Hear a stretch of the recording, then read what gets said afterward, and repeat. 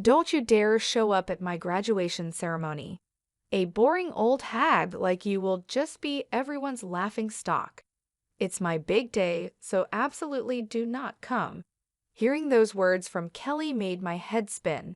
It was clear she didn't see me as family. To her, I was just an embarrassment. "Hey, old hag, where are you now?" The moment I pressed the call button, Kelly's shrill voice pierced my ears. She sounded rushed and full of impatience, almost panicked. "You can't just leave a silly note like that and think it's okay. Where are you now? Come back home now." I could hear Jake's voice too. Both of them were freaking out. "My name is Lisa. I'm a 41-year-old housewife. I've been juggling a part-time job at the local real estate office while raising my daughter Kelly and doing housework for over a decade. I married my husband Jake 13 years ago. Jake had a daughter, Kelly, from his previous wife. I met Jake at my old workplace, a construction company, where he was there for business.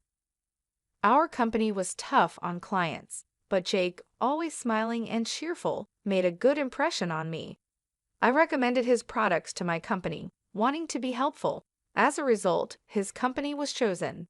That connection led us to go out for meals several times, and we got deeply involved. He proposed, and I happily accepted, quitting my job to prepare for the wedding. Just before the wedding, Jake revealed that he was living alone with his 5-year-old daughter. At first, I thought it was a lie. It was hard to believe, but it was true. I met Kelly a week before the ceremony. She was maybe shy, hiding behind Jake, and wouldn't come out in front of me. That's when I decided I would live with them for Kelly's sake. I wanted to raise her into a fine adult. I planned to take care of Kelly properly, especially until she graduated from high school. I'm not sure why I felt this way, but her anxious eyes peeking out from behind Jake were unforgettable. I made up my mind and decided to marry Jake. It was my first marriage, and my family was against it. My father was furious and said, "They're mocking you." But I went against my parents' wishes and married Jake. If I had listened to my parents, I might have avoided the trouble that was about to start. 13 years have passed since that marriage. Kelly has turned 17 and is supposed to graduate from high school this year. It should be a joyful occasion, but I couldn't feel genuinely happy. The thought, "I'll make her a fine adult," crossed my mind when I decided to marry Jake. "Hey, old hag, where's my t-shirt? Where did you put it? You didn't steal it, did you?" 3 years after we started living together, Kelly began calling me old hag. At first, she was kind and gradually got used to me, but one day she started calling me old and her attitude became rough. I pulled the t-shirt out from the folded laundry and handed it to Kelly. "Why did you wash it? What if it shrinks? It should have been dry cleaned. You know, you're really clueless, seriously so dumb." I had hand washed and air dried the t-shirt because I thought the fabric would get damaged at the cleaners, but I couldn't say that to Kelly. All I could reply was, "I'm sorry." Kelly snatched it from my hand as if she was grabbing it and said, "Really, you're useless," and left with those parting words. Her words were sharp and pierced my heart. I couldn't argue back, so I just apologized. I didn't understand why Kelly had become so rough towards me. At first, I thought she was teased about her father's remarriage, but it seemed that wasn't the case. Around that time, Jake's attitude began to change. He used to smile all the time when he was working, but recently he had stopped showing his smile at home and had become grumpy. He had started calling me "hey" and "you." As Jake's attitude changed, so did Kelly's towards me. I thought there might be something lacking in me, so I made sure not to slack off in household chores and watched over Kelly carefully. I wanted Kelly to grow up to be a respectable adult, but instead, her attitude got worse every day. She called me old hag all the time, and I never heard a thank you from her anymore. It was strange because at parent-teacher conferences, her behavior in class was normal, with no signs of roughness. Jake also talked normally with her and sometimes even smiled. This terrible attitude was only directed at me, which hurt my heart even more.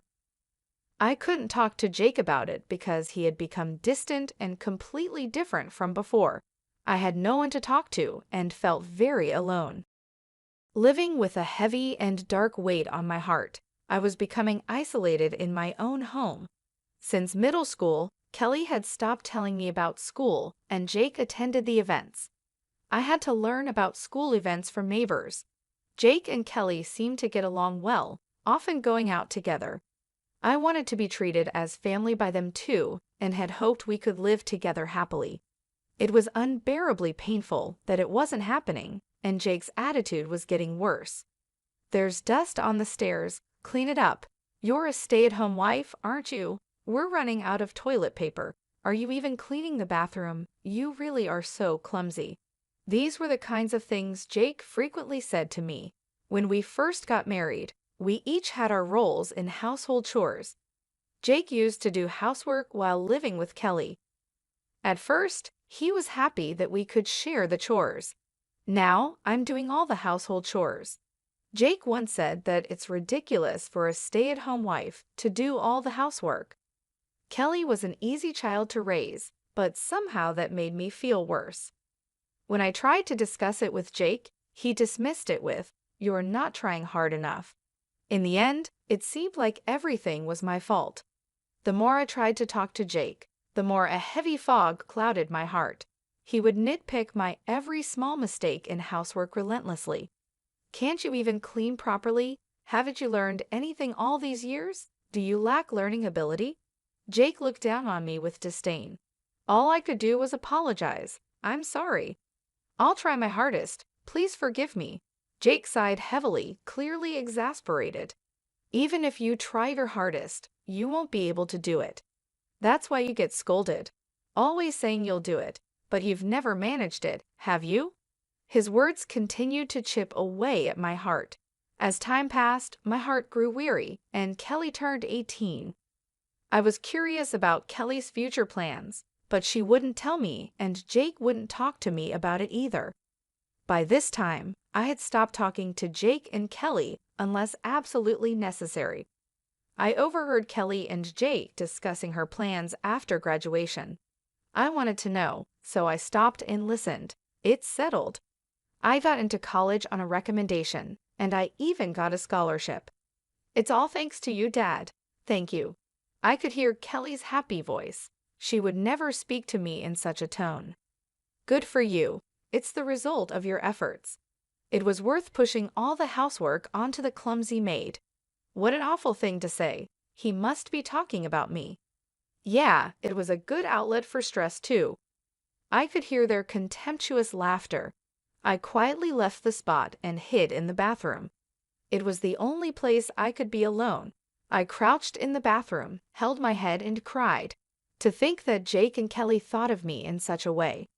I had endured for the past 12 years. No matter how much my spirit was about to break, I kept being Kelly's mother and Jake's wife.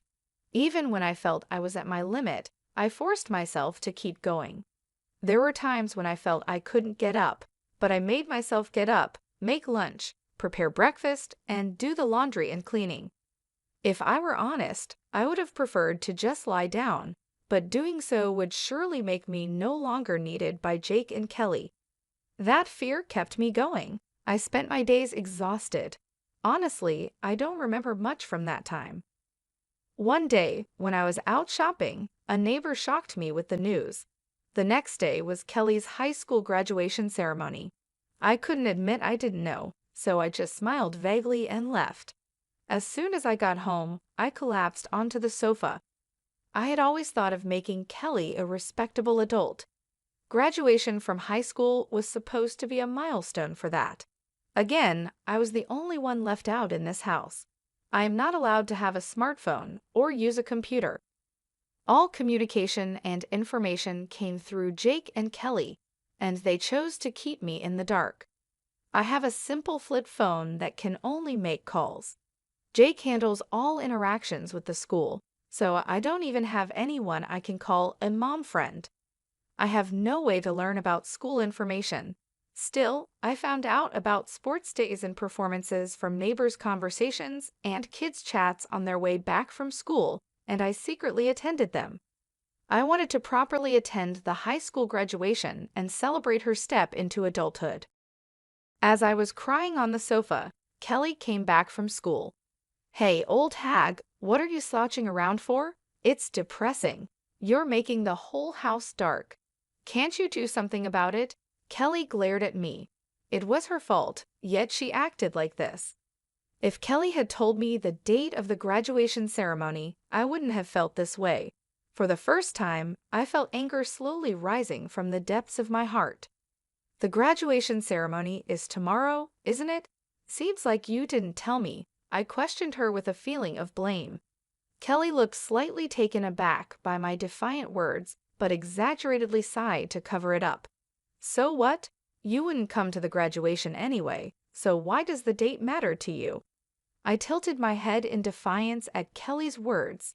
I never said I wouldn't go to the graduation. "Don't come.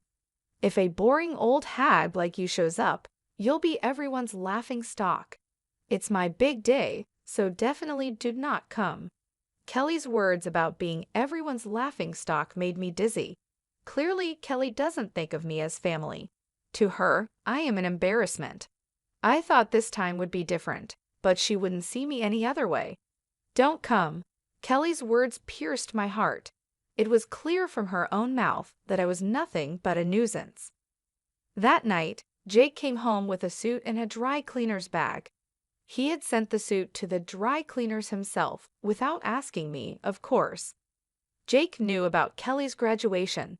As I looked at the suit, Jake said with a pitying look and a smirk, "Right, Kelly didn't tell you. Clearly, I am the least needed in this house." Thinking I was family was just my wishful thinking. At that moment, I realized my heart had long reached its limit. That's why I decided to stop being a family. The next day, Jake and Kelly left together for her high school graduation. I was left behind. Moreover, Jake told me, "We'll eat out tonight, so we won't need dinner." I wasn't invited. The old me would have just cried and taken it. But those days ended today. I had decided to leave this house. I made up my mind last night. As soon as they left, I packed my bags, wrote a note, and left the house. I couldn't be a family with Kelly and Jake anymore. I decided to stay at my parents' house, about 3 hours away by train. At my parents' home, I started preparing to cut ties with Jake and Kelly. In the note I left, I wrote that I wanted to end our family relationship and live alone, and that I wished to discuss the details through a lawyer. I hadn't found a lawyer yet, but my father would likely know one. My family owns a lot of land and is known as wealthy landowners in the area. My father also owns considerable real estate and is well known locally. He certainly had lawyers in his circle. I had met a lawyer at a Christmas party when I was at home. Besides finding a lawyer, I had to sell the house where Jake and Kelly were still living. The house was built on land owned by my father, and the construction costs were covered by me as a wedding gift. I had been repaying my father little by little with the money I earned from my part-time job in real estate, which was also introduced by my father. Essentially, the house, both the building and the land, are owned by my father. They are in his name officially. At the time, Jake probably thought the house was a gift since he never asked about the ownership. He was likely too afraid to upset my father and lose the house. Jake is quite the coward. He is aggressively assertive toward those he perceives as beneath him, but to those above him, he is subservient and ingratiating. I explained everything that had happened to my father. As I spoke, tears flowed uncontrollably. I had to stop several times due to my sobbing, but my father listened until the end. There were tears in his eyes too. What comforted me was that my father didn't criticize the decisions I had made back then. In the end, he simply said, "You've had a hard time." Afterwards, my father made calls, and soon lawyers and real estate management people came to the house. Everything happened very quickly after that. It was decided that the house would be demolished, and the demolition was set for 2 weeks later. In the note I left, I wrote, "Please leave within a week." My father sarcastically remarked, "That's quite generous of you." For me, it was just about avoiding later complaints. The week passed as I consulted with the lawyer about the divorce. I also told my mother about the divorce, and we cried together. I can't forget the look on her face, furious, like a demon. I also talked with my father about what would come next. Above all, I needed to set up a new foundation for my life. It took courage to talk to my parents, and it was hard, but once I did, my heart felt lighter, and I slept soundly for the first time in 12 years. A week passed peacefully at my parents' home. Then my cell phone rang. As expected, it was Kelly. Honestly, I didn't want to talk anymore. Remembering how Kelly had treated me all this time, a dark feeling spread through my heart. I decided to ignore the call, but the calls didn't stop. Jake also started calling repeatedly. They were probably calling about the note I left, and maybe the demolition crew had also contacted them. For 12 years, Jake and Kelly had called me old hag and treated me like a servant. The way they treated me was not how family should treat each other. The thought of dealing with them again made my skin crawl, but leaving things as they were wasn't right either. I couldn't move forward without settling the past. If I ran away now and left things unfinished, I wouldn't feel at peace. After the way they treated me, it was time for Jake and Kelly to face the consequences. I braced myself and answered the phone. "Hey, old hag, where are you now?" As soon as I pressed the call button, Kelly's shrill voice pierced my ears. Her tone was rushed, full of impatience and panic. "Leaving a ridiculous note like that, you think that's forgivable? Where are you now? Come back right now." I could hear Jake's voice as well. Both of them were in a complete panic.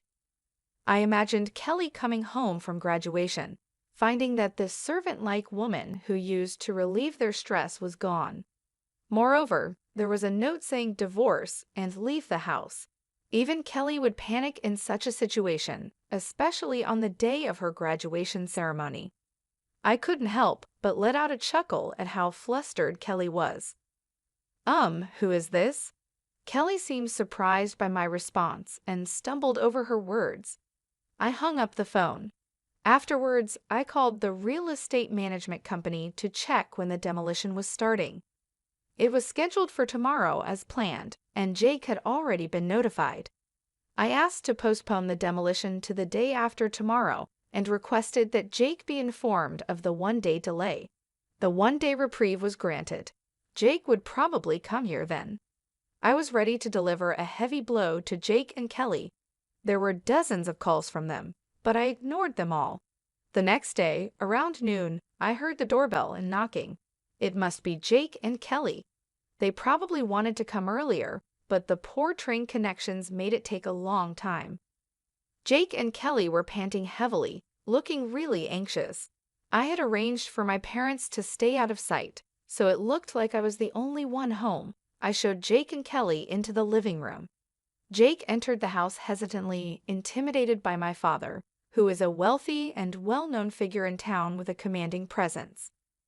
Jake probably sees himself as beneath my father. On the other hand, Kelly wasn't intimidated at all. She seemed determined to confront me and take me back. Kelly slumped into a chair in the living room, crossing her legs and arms, silently motioning for me to sit opposite her. I prepared tea slowly and calmly before sitting across from her. Growing impatient, Kelly started to speak. "What the heck is all this about?"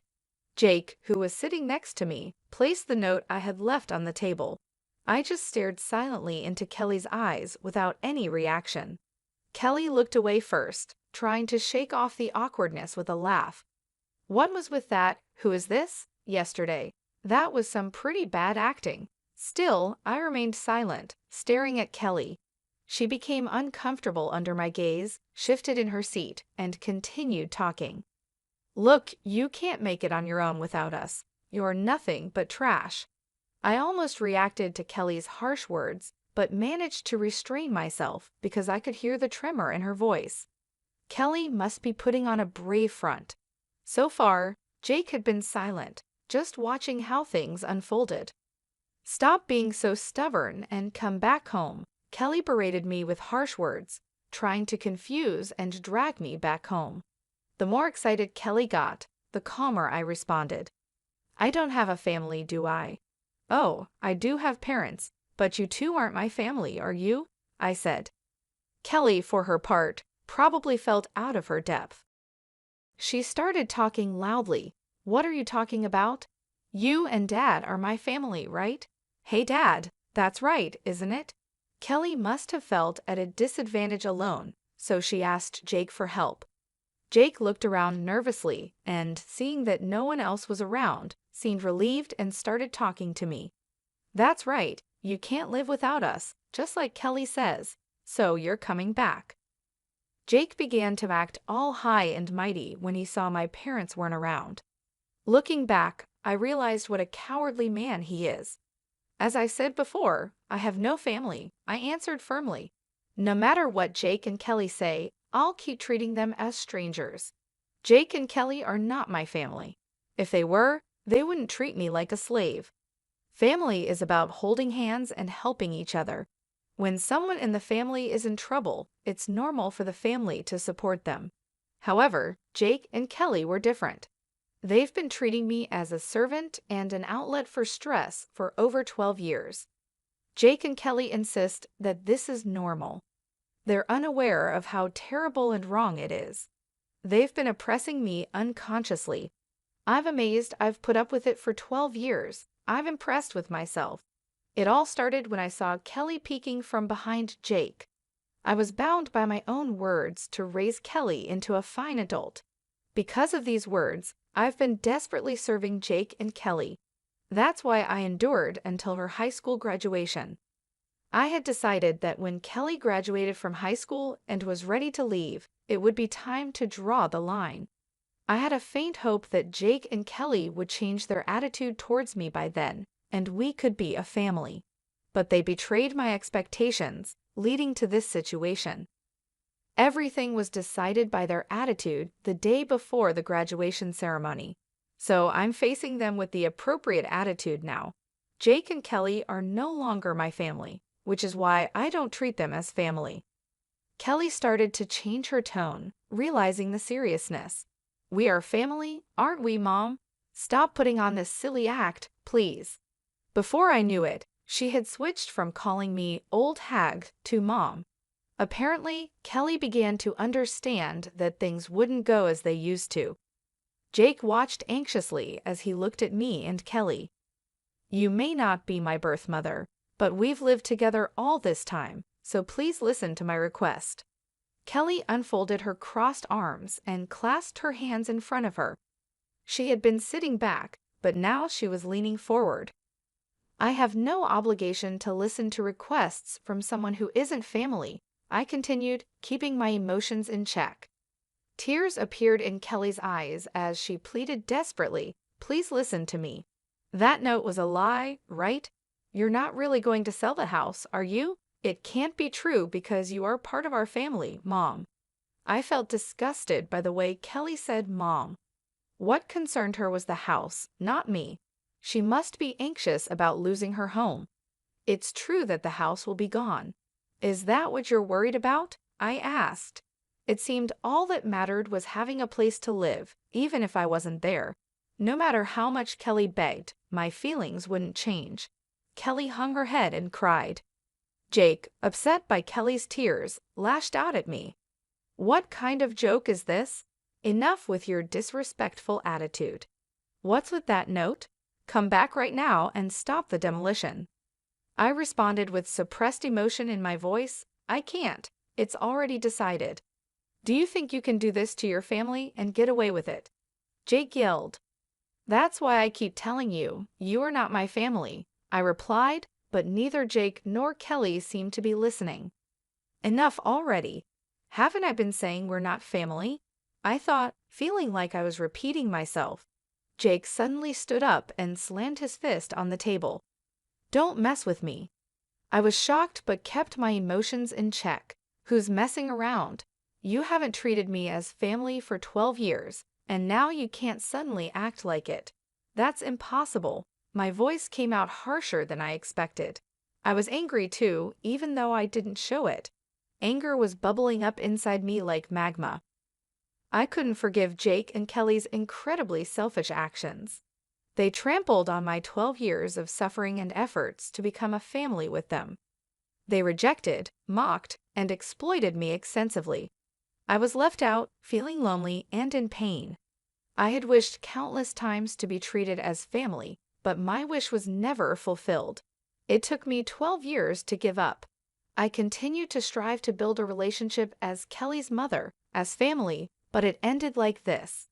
A self-mocking smile appeared on my face. Seeing my dry smile, Jake and Kelly stared at me in shock. Jake seemed to lose strength and slumped down into his chair. These two never understood my feelings and tried to exploit me until the very end. I cared for Jake and Kelly, but they never cared for me. No matter how much I cherished them, they never cherished me. And now, when they're in trouble, they try to use me, claiming we're family, something they never believed in. It's too convenient. I feel not just a headache, but even nausea. Why did I put up with these people for 12 years? Looking back, it's strange, but it's pointless now. There's no future for the three of us together anymore. All I can do is make Jake and Kelly acknowledge their guilt and make amends. I no longer expect anything from Kelly or Jake, nor do I trust them. Jake stood up and apologized deeply. I'm sorry, please come back, I'm begging you. No matter how he apologizes, it doesn't resonate with me at all. I won't reach out to help, and I definitely don't think about living together. Enough already, I'm not your family anymore, I'm a stranger to you.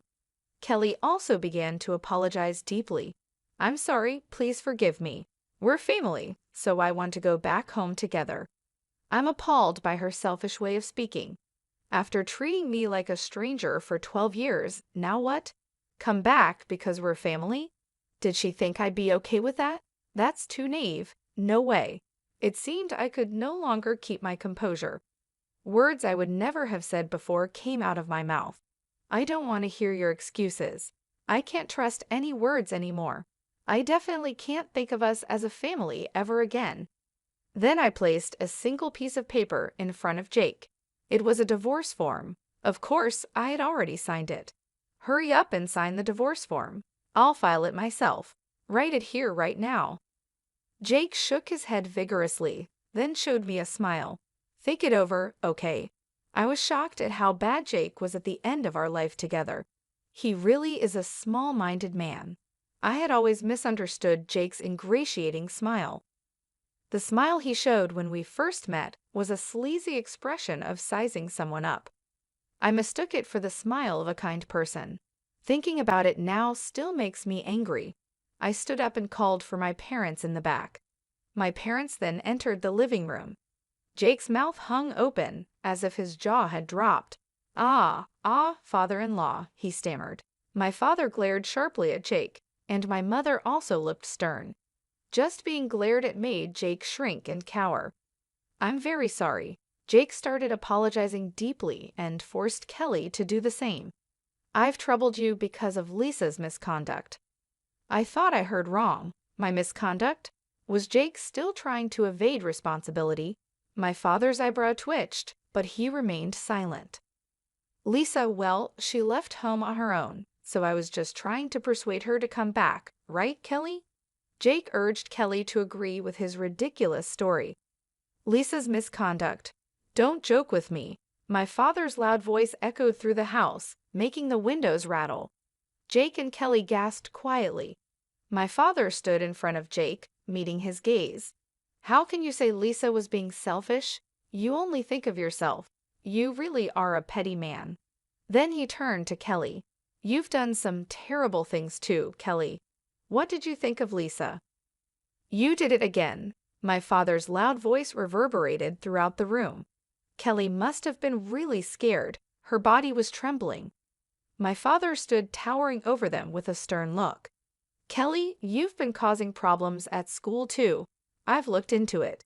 Using my father's connections, we hired a private investigator, and it turns out Kelly had been extorting money from a girl at school.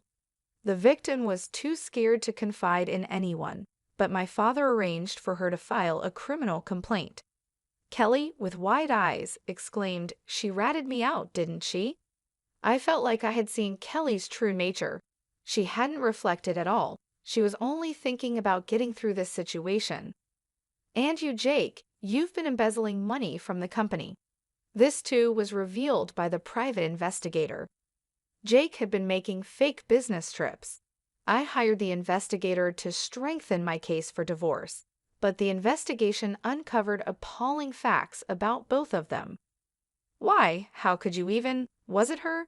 Jake reacted just like Kelly, showing no remorse at all. They were so bad at accepting their fate. Neither of them would escape punishment from me. They would face societal sanctions too. Then my mother spoke up. "All right, the discussion is over. Sign the divorce papers and leave this house immediately." Jake, sobbing and muttering "no, no," gave up when my father handed him the pen. He sat down and signed the divorce papers. I glanced at the clock. It was almost 8:00 p.m., and the last train was at 8:25 p.m. If they missed it, there would be no trains until tomorrow morning. In this small town, there were no other means of transportation. If they didn't catch the last train, Jake and Kelly would miss the demolition scheduled for tomorrow. They probably hadn't packed their bags, thinking they could persuade me. While I was hesitating whether to tell them, Kelly suddenly said something unbelievable with a sulky attitude. "But this divorce was initiated by you, right, Mom? Dad, you should get alimony." Kelly must have been desperate after being exposed. My parents looked shocked. "That's impossible. What you two have done is outright domestic abuse and a crime," I said. Kelly, momentarily taken aback, retorted defiantly, "Show the evidence then." I placed a notebook on the table. "This is a diary I've been keeping since we got married." Kelly glared at me with a mocking look. "You don't even have a smartphone or computer. What kind of evidence could you possibly have?" "You seem not to know that a diary can be substantial evidence. It's not just videos, audio, and pictures that count as proof," I explained. Kelly looked dumbfounded. "Yes, our lawyer agreed too. This diary is valid evidence." Jake and Kelly finally hung their heads in resignation. I exaggeratedly checked my wristwatch. "The last train has already left. I guess you can't get back home tonight." Mother also looked on with a smug face at Jake and Kelly. "That's right. There are no taxis around here either. I wonder if there's even a decent hotel nearby. Well, our business here is done. Get out now." Jake and Kelly were rushed out of the house. They probably couldn't believe the last train left so early. I watched them hurrying toward the station from the second-floor balcony. As I watched Jake and Kelly's flustered backs, everything that had been building up inside me began to flow away. There were still some loose ends to tie up, but it felt like it was finally over. Jake and Kelly missed the last train and, unable to catch a taxi, ended up walking for about an hour to a hotel. The next day, when they got to the house, the demolition had progressed, and they managed to salvage only their clothes. Actually, I had temporarily stored the furniture, appliances, and my personal items in a warehouse, but I didn't tell Jake and Kelly. I got a report from the lawyer that the divorce was finalized, including a claim for alimony. Jake was reluctant to pay, but his company was pressured to ensure the payment. According to the private investigator, Jake was fired from his company for embezzlement. Kelly ended up getting involved with the police and was expelled from both college and high school. Jobless, Jake could only afford to lease a small, old apartment far from the station. He lives there with Kelly, who dropped out of high school. Kelly blames everything on Jake, and Jake criticizes Kelly at every opportunity, leading to endless arguments between them, as reported by the private investigator. I was considering what to do next after quitting my part-time job at a real estate agency. Then my father suggested I help with the family business, and I got a job managing his resort real estate company. Living in a resort area is quite different from city life, but being surrounded by nature is a refreshing change. I've also started keeping a dog, so living alone isn't lonely. Right now, this dog is all the family I need. I think I'll just live a relaxed life with my dog from now on.